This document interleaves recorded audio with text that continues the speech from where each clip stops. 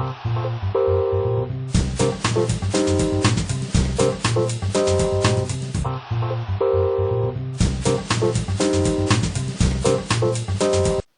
à tous et bienvenue sur votre assistante.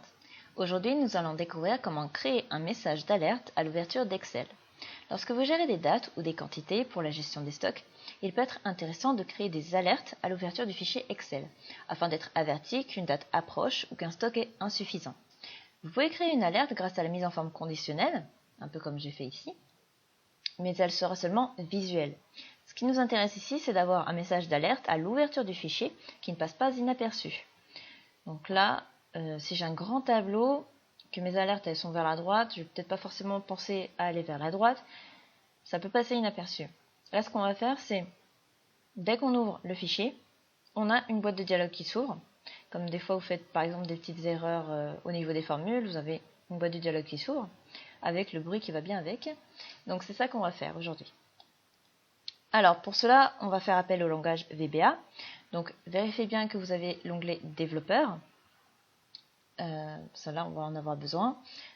Si vous ne l'avez pas et ne savez pas comment l'afficher, je vous invite à aller voir le tutoriel sur la création d'un formulaire Excel qui date d'il y a 1 an et demi à peu près, pour savoir comment afficher ce menu.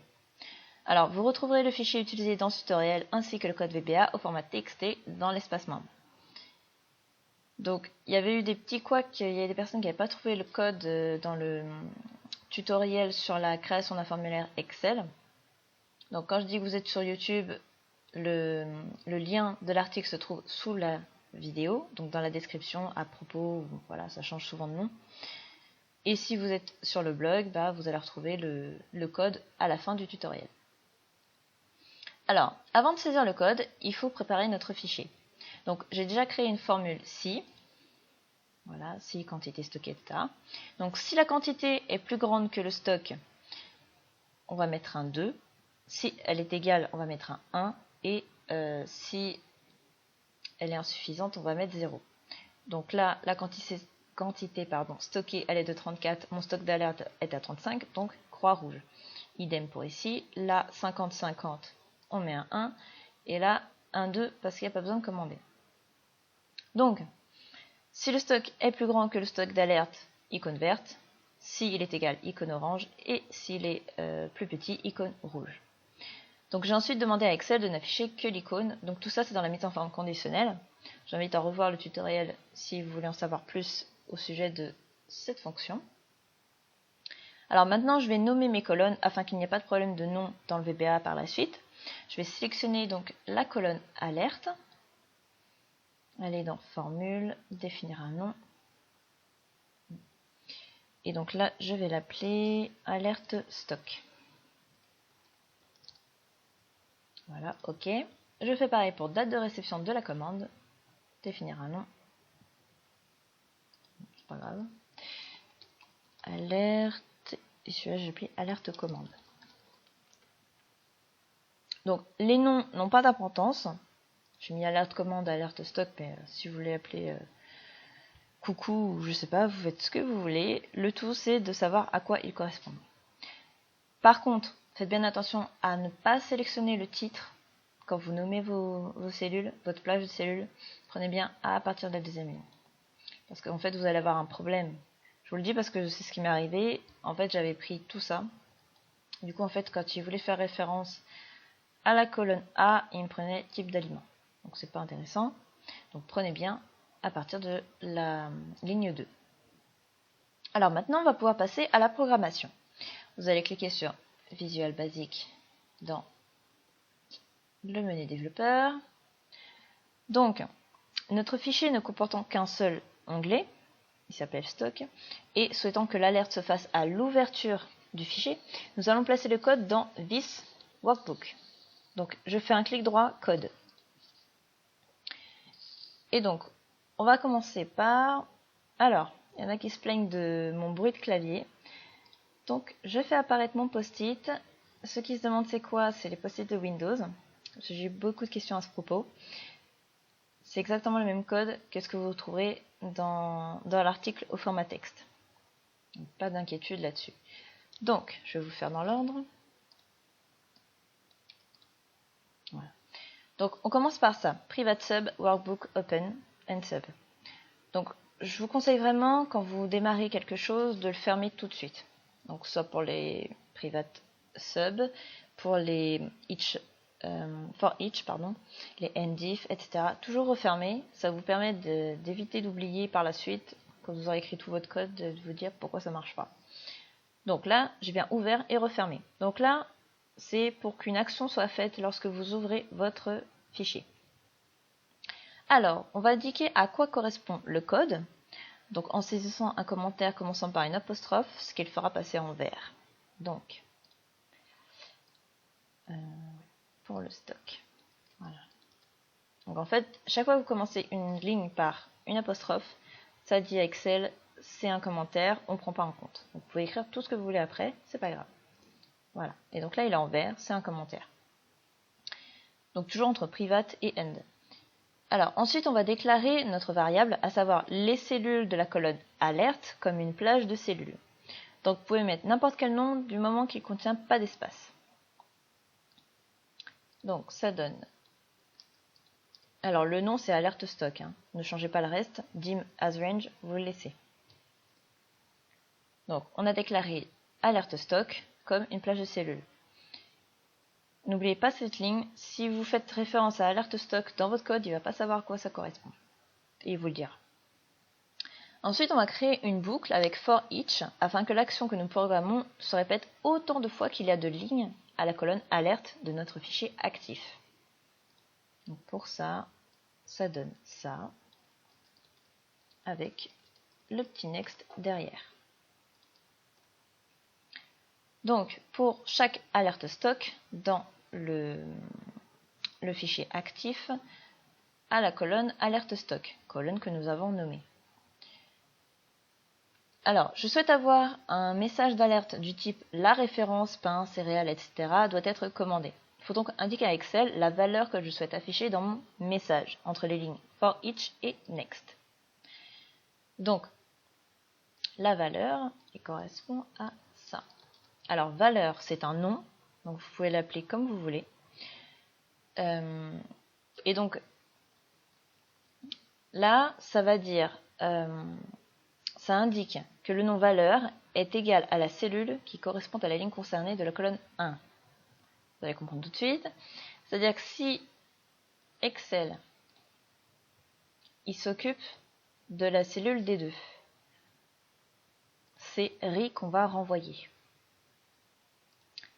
Donc, j'étais là, voilà. Donc, alerte stock, ça fait appel à ça. Et colonne 1. Donc, il me renverra RI. S'il est à D3, il me renverra O, et ainsi de suite. Donc ça, c'est la valeur. Ensuite, donc valeur, vous pouvez l'appeler comme vous voulez, tant que vous le récupérez bien aux différents endroits. Nous allons ensuite indiquer une condition, car nous souhaitons avoir une alerte qu'à certaines conditions, à savoir quand l'alerte indique 0, quand il y a l'icône rouge. Alors, souhaitant que le message soit simplement un message d'alerte, on ne va pas créer d'action si la réponse est oui ou non. On fermera juste la boîte de dialogue après le clic sur OK. Et bien sûr, vous pouvez personnaliser, il n'y a pas de problème. Donc, le code doit indiquer si la colonne alerte égale 0, alors affichez le message, sinon ne rien faire. Alors, le message étant composé de texte et de référence, puisqu'on va lui dire la référence pain céréales, c'est des référence. La référence doit être commandée, c'est du texte qui ne change pas. Il ne faudra pas oublier donc les guillemets et les esperluettes, c'est les petits et commercial, et surtout de terminer avec la condition if. Alors, on va aussi utiliser VB critical, donc ça affiche une croix rouge dans le message avec le son correspondant, et on va déjà copier le code. Ce sera plus simple pour que vous puissiez suivre. Voilà. Donc, si le stock d'alerte égale 0, alors message VB critical, donc c'est la croix rouge, et sa quantité en stock insuffisante, c'est le titre de la boîte de dialogue. Voilà. Donc, si alors ça, sinon rien. J'ai rien mis derrière. Et j'ai refermé. Donc, ça me donne ce code. Alors pour le moment, j'aurai donc à l'ouverture du fichier un message pour chaque ligne contenant l'icône rouge. On va faire la même chose pour un stock avec l'icône orange, c'est-à-dire dont le résultat est 1. Donc c'est exactement la même chose.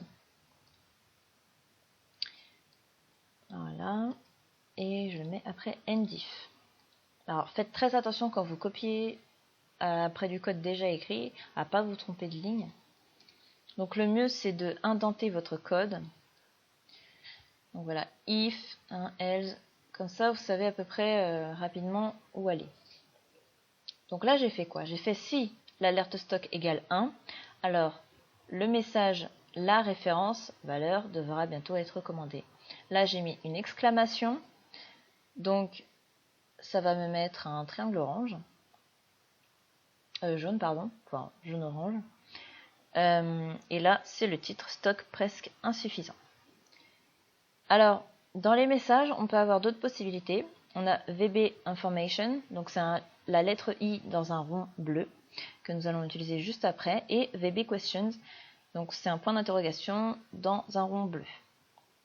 Les sons sont différents selon l'icône choisie, donc si vous avez coupé le son de votre ordinateur, ça ne va pas changer grand chose, mais si vous le mettez, vous allez voir. Donc là, on peut déjà tester ce code.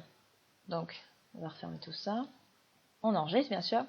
Alors là, le fichier que je vais vous mettre dans l'espace membre, c'est un fichier déjà avec les macros. Si vous créez votre propre fichier, n'oubliez pas d'enregistrer au format qui prend en charge les macros. De toute façon, normalement, Excel devrait vous le dire si vous voulez continuer ou pas sans VBA. Si vous faites sans VBA, vous allez perdre le code que vous venez d'écrire. Donc très attention à ça. Donc là, hop, je ferme, je l'ouvre. Voilà. Je n'avais pas activé le contenu, voilà. Donc, stock presque insuffisant, quantité en stock insuffisante et quantité en stock insuffisante. Voilà. Donc là, c'est bien programmé. Pour terminer, je souhaite être averti lorsqu'une commande arrive le jour même. Donc aujourd'hui, on est le 17 février. Je voudrais qu'il m'avertisse qu'une commande arrive aujourd'hui. Donc pour cela, on retourne dans le VBA. Voilà. Donc, on va se placer après le next, parce que là, c'était pour la première condition, enfin pour la première colonne, pour les stocks. Donc, on va en dessous et on va retranscrire à peu près le même type de condition que pour le stock, mais en l'adaptant puisque c'est par rapport à des dates. Alors, pareil, je vais copier. Donc là, pour les commandes, c'est pareil, c'est un commentaire. Je vais m'arrêter ici. On verra l'autre juste après. Donc, pour les commandes, dim alerte commande, je redéclare une autre variable. Pour chaque alerte commande dans toujours le fichier actif. Et là, c'est alerte commande. Au début, on a nommé alerte commande la colonne avec les dates. Alors, là, toujours pareil, toujours l'histoire des valeurs, toujours alerte commande, et toujours par rapport à la colonne numéro 1. Alors, là, c'est si l'alerte commande égale date. Date, ça correspond à la date du jour. C'est plutôt date, c'est en anglais. Donc, si l'alerte commande est égale à aujourd'hui, alors la référence valeur sera livrée aujourd'hui. Là, j'ai mis un VB critical et réception d'une commande. Voilà. Donc là, je serai averti juste pour le 17 février. Maintenant, si je souhaite être averti de la livraison la veille, donc la date du jour plus 1, je vais placer autre chose. Ah oui, j'ai fait l'erreur, vous voyez. Parce que j'ai copié-collé. For each, j'ai oublié de le refermer avec le next. Donc ne l'oubliez pas. Parce que le bout il est là. Voilà. Hop. Voilà. Donc si l'alerte est égale à aujourd'hui plus 1, donc demain, le 18, la référence valeur sera livrée demain. Là, j'ai mis une VB information et prochaine commande comme titre. Donc là, On va indenter encore, soit plus propre. Voilà. On va laisser comme ça. Donc là, on peut déjà aller voir ce que ça donne. On enregistre toujours et on l'ouvre. Voilà. Donc ça, c'est ce qu'on a fait tout à l'heure hein, pour le stock. Ouais. Ça rame à mon avis à cause de la vidéo. Ça doit pas faire ça chez vous. Donc la référence céréale doit être commandée. Ouais. Réception d'une commande. Donc la référence riz sera livrée aujourd'hui. Alors pourquoi j'ai pas mis le riz va être livré? Tout simplement parce que ça allait faire le riz, l'eau, le pain, les céréales. Donc par flemmardise j'ai un peu mis la référence, mais après on peut tout programmer. Si c'est égal à riz, on met ça, etc. Moi j'ai mis la référence riz sera livré aujourd'hui, donc le 17. Et la référence eau sera livrée demain. Voilà le VB information. Je peux vous montrer ce que ça donne pour un VB question. On va remplacer.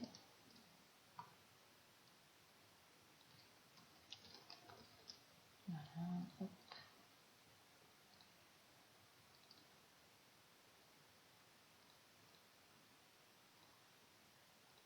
Voilà.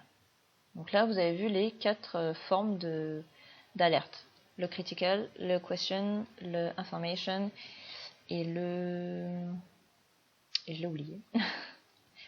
C'est le triangle. Exclamation. Voilà. Donc là, vous avez vu les 4. Alors, si vous souhaitez d'abord être averti de la date de livraison, il suffit simplement d'inverser ça. Vous faites couper, coller. Voilà. Excel, il suit ce qu'on lui dit, hein, et il suit dans l'ordre de ce qu'on lui fait. Donc si vous lui dites d'abord vous occupez des commandes, vous occupez d'abord des commandes et ensuite du stock. Là, ça fonctionne. Maintenant, si vous voulez que ces alertes ne s'affichent pas à l'ouverture du fichier, mais plutôt sur un bouton, je vous le fais rapidement. Vous faites insertion module. Vous allez récupérer tout ça. Enfin, tout sauf private sub, hein, ça sert à rien. Et nsub. Voilà. Là, on se met là. Alors, sub macro. On va l'appeler 1. Voilà. Et voilà, nsub. Là, on colle. Alors, on peut effacer ce qu'il y a là, du coup. Parce que sinon, on va l'avoir à l'ouverture et sur un bouton. Donc, c'est pas intéressant. Voilà. Maintenant, on crée notre petit bouton. Rapidement. Hop. Et là, on l'affecte. Donc, on n'en a qu'une, c'est la macro 1. Et maintenant, quand je clique, voilà, c'est exactement le même résultat. Donc, ce que je trouve pour une alerte, c'est quand même plus pratique que ça s'ouvre. Ça s'affiche à l'ouverture, parce que s'il faut cliquer sur un bouton pour vérifier qu'on a des alertes, on perd un peu de l'efficacité de cet outil. Donc, maintenant, on sera toujours averti lorsqu'un stock d'alerte sera atteint, donc l'icône rouge, ou presque atteint, icône orange, et lorsqu'une livraison a lieu le jour même ou le suivant. N'hésitez pas à poser vos questions relatives à ce tutoriel en commentaire, j'y répondrai avec plaisir. Et si vous n'êtes pas encore abonné à la newsletter, il suffit d'inscrire votre prénom, votre adresse email, de choisir un mot de passe pour accéder à l'espace membre, de cocher là où les cases des logiciels dont vous souhaitez recevoir les articles, d'indiquer comment vous avez connu le blog et de cliquer sur « Je m'abonne ». Ensuite, validez le mail reçu afin que votre accès à l'espace membre soit validé et que vous puissiez télécharger gratuitement le mini-guide Office et Adobe, ainsi que le livre numérique Votre meilleure astuce pour gagner du temps, issu de l'événement Interblogueur auquel j'ai participé. Vous recevrez également tous les futurs articles du blog, s'ils correspondent à vos choix. À bientôt sur votre assistante.